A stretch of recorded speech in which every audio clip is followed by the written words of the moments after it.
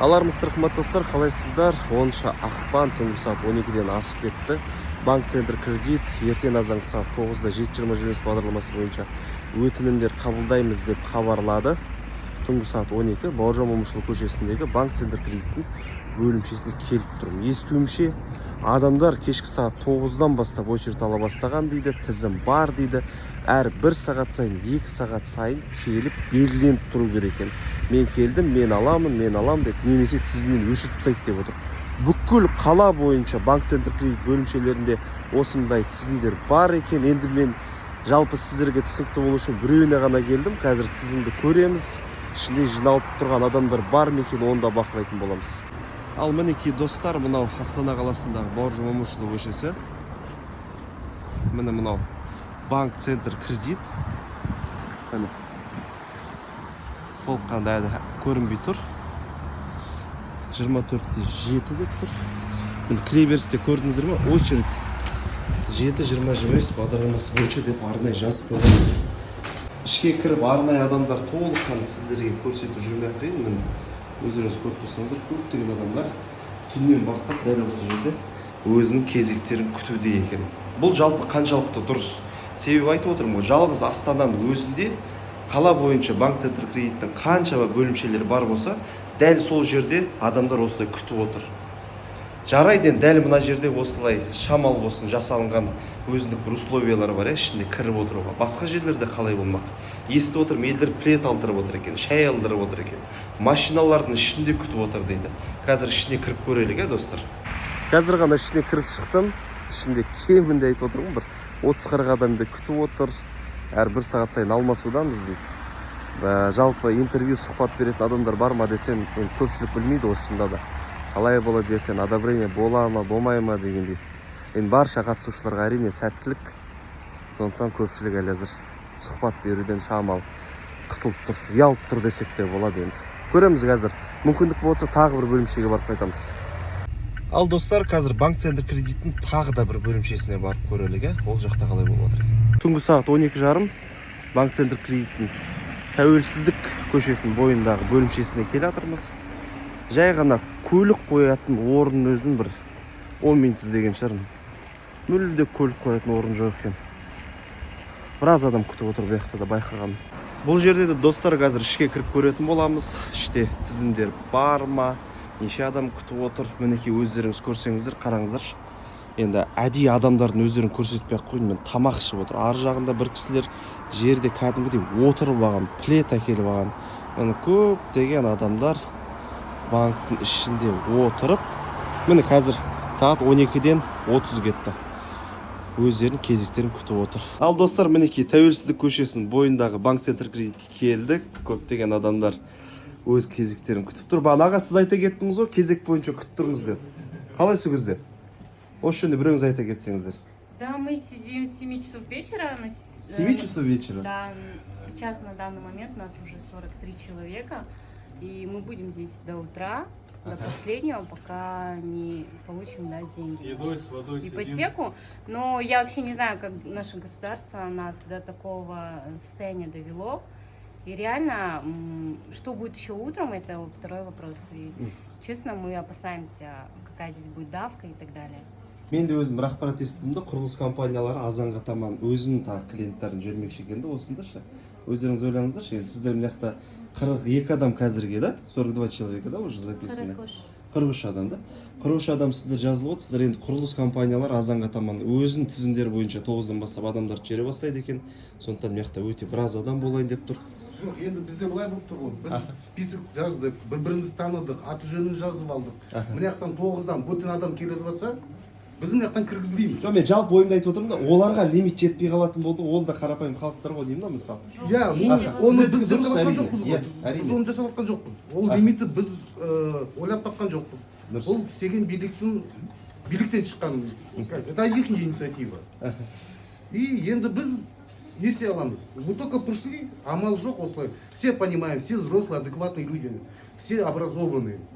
Но чтобы хоть как-то урвать вот это свое, не бесплатное, а свой кредит, мы идем с 7 часов вечера, записываемся в очереди, чтобы всю ночь просидеть здесь и утром оформить кредит.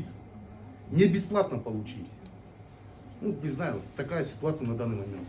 Өте дұрыс ойыңызды айтып отырсыз. Ал енді мысалы қалай ойлайсыздар, егер бұлай емес автокредит секілді онлайн подача заявки қылса, қайсысы дұрысырақ деп ойлайсыздар?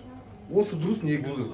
Осы дұрыс. Но онлайнды уже ешкім сенбейді. Автокредиттен кейін сенімнен қалды өлдер онлайнға. Себебі сондай да ұсыныстар айтылып отыр екен. Онлайн қылу қажет, тағы да басқа дегендей ше. Онлайнда бұл. Нет, просто Онлайнда нужно- потусовка болуы мүмкін деп ойлаймын. Я считаю, нужно делать по-человечески, и государство выделяет очень мало денег. Ну, вы посмотрите, да, честно, если по сути посудить, эти деньги закончатся первый час, может, два. Ну, мы не знаем, может, полчаса первый. А мы все пришли сюда с надеждой. У каждого это последняя надежда взять квартиру и где-то жить. Многие снимают, кто-то живет у родственников и так далее. Онлайн болса ол спекуляция болып кетеді ғой.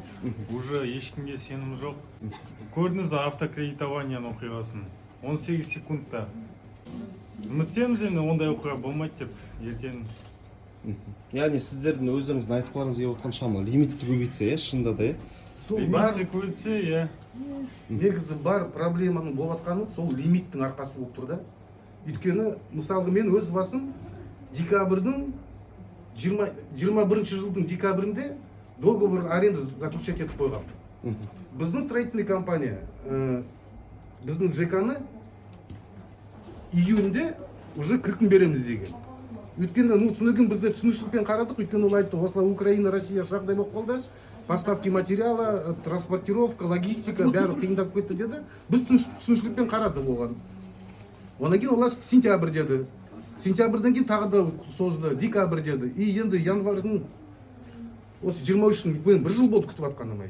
23-ін январьінде берді документ қағаздарды.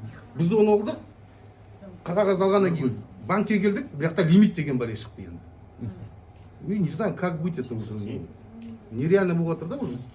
Сначала протянули со сроками, теперь еще сделали лимиты. Лимит негізі вообще болмау керек, потому что очень много сдалось ЖК, очень много, өте көп адам алып жатыр, квартиралар, документ түрде беріп жатыр, лимит қайсына жетпей жатыр. Басқа коммерческий программаға біздің қалтамыз көтермейді. дұрыс айтасыз. Солай жағдай. Негізі строительный компания айтып жатыр, бір ай береміз, ну, скажем, создық, тағы да бір айдан қосып берді, что, ладно, сіздің положениеңізге түсейік, лимит дегенді біліп отырмыз. Олар айтып жатыр, тағы да бір айға сізге уақыт береміз оформлениеға. Бір айдан кейін оформленияны істемесеңіз, біз договор бронирование растажгать етеміз в одностороннем порядке дейді. Я, біз оған қол қойдық, біз оған сендік, но біз, извините, 6 айға деп ойладық, что біз 6 айсы возьмем квартиру. Енді лимит болды, анау болды дегеннен кейін, осындай жағдай болғаннан кейін, у нас амал который, мы ждем. А олар айтып жатыр, мы расторгнем дейді. А если не расторгнут, я проигрываю во многих аспектах. Во-первых, за такую сумму я сейчас возьму только однокомнатную квартиру. Я брал двухкомнатную. Однокомнатную квартиру алам. А если мне двухкомнатную алатын болсам, я буду брать где-то за городом. И я в деньгах проигрываю. Олар еще 10% ставка аламыз дейді. 10%-ті құйған ақшадан емес, от общей стоимости квартиры алып ставка аламыз дейді. 10%. Осы сәт шынында да ескеру қажет, е? Я, олар 10%-ті біз қойған ақшадан емес, а общей стоимости квартирадан ставка аламыз дейді. Меня вообще, и получается, и без денег останусь, возьму копейки свои обратно. А вливал-то я не маленькую сумму. Сол жағдай солай. Все, рахмет үлкен сіздерге. Баршаларыңызға сәттілік. Қазір Тәуелсіздік көшесінде орналасқан банк центр кредиттің бөлімшесіне келдік. Бұл жақта да 43-тен астам адам кезек алып тұр екен, дежурство бір-бірімен алмасады. Шынында да халық өзінің ойларын, пікірлерін жеткізіп отыр. Қазір видеода да өздеріңіз көрдіңіздер ғой. Ақшам құйып қойған дейді бастапқы жарна ретінде. Құрылыс компаниясы 10% ұстап қалады дейді. Маны видеоны өшірдім. Одан кейін де айтып отыр да көпшілік. Мәке, ондай барлығымыз сондай жағдайда тұрмыз дейді. Құрылыс компаниясы шарт қойып отыр дейді. Бір айдың ішінде рәсімдейсің. Енді әр құрылыс компаниясы әртүрлі берген. Біреу 1 ай берген, біреу 2 ай берген, біреу 3 ай берген. Мені осы мерзім ішінде баспана рәсімдейсің, немесе біз сізбен расторжение жасаймыз деп.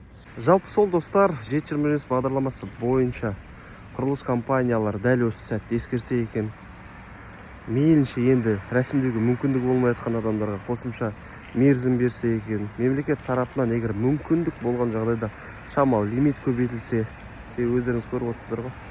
Адамдар кешкі сағат мына жерде айтып отыр, 7-тен бері кезек алып отырмыз. 7-тен бері кезек алып отырса, оны ертең азанда 9-да келетін адамдарды мысалы ойлаңыздар, қаншама адамдар келеді. Сол жақсы жағынан шешіледі деген ойдамын. Мақсатпен YouTube каналын тамашаладыңыздар. Подписация басып қойыңыздар. Сау саламатта болыңыздар.